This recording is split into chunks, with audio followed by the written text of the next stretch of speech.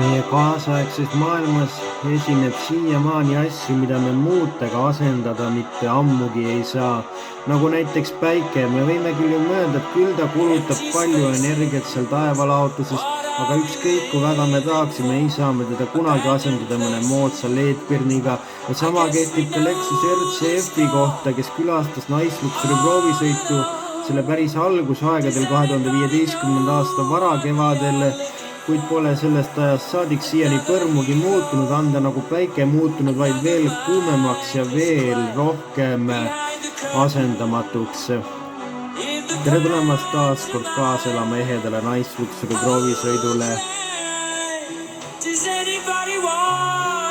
Jah, see F-täht tähendab tal tõepoolest siiamaani seda, et mootoriruumis valitseb vaid 5-liitrine vabalt hingav V8 bensiinimootor, millel on 351 kilovatti ehk 477 hobujõudu. 0-100 jõuab see kõigest 4,5 sekundiga ja kütust on võimeline ta linnas kulutama 16 liitrit 100 ja keskmiselt 12 liitriga saab ta väga hästi hakkama.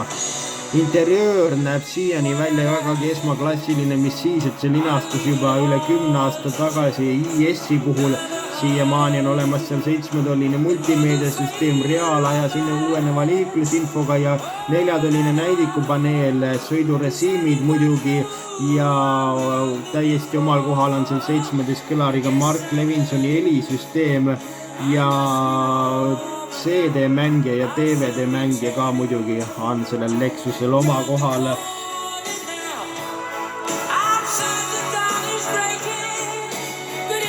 Tagaistmed on tal ka täiesti olemas, aga neid on pigem selleks, et kui sul tõesti peaks tekkima hästi kusagilt ruttu perekond, siis saad ka nemad peale võtta sellele Lexuse peale, aga sinna taha istuvatel peavad nad arvestama küll, et ei ole neil jalaruumi ega ka pearuumi ja pagasruumis on tal 347 liitrit asju, kui aga näiteks BMW 8. seerial on seda natuke üle 400 liitri.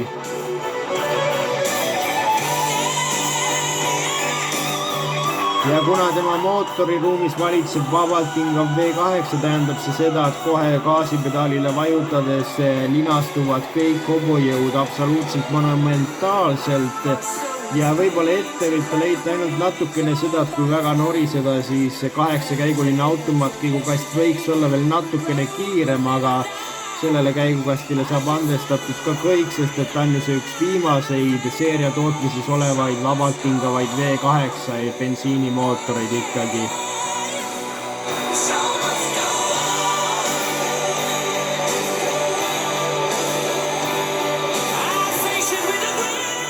Lexus RCF on asendamatu ja jätkab oma teekonda vähemalt sellisel mudelipõlvkonnal veel 2-3 aastat, peale mida võib-olla saab ta ka täiesti uue põlvkonna ja siis on vaid karta seda, et saab ta endale võib-olla mõne hübriidajami, aga jätkab ikka samamoodi V8 monstrumina, sest et tema on ju asendamatu nagu päikegi.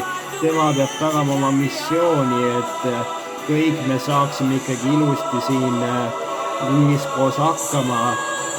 Selline on Lexus RCF, meie kohtumisega nädala pärast, seniks liigelge ikka turvaliselt.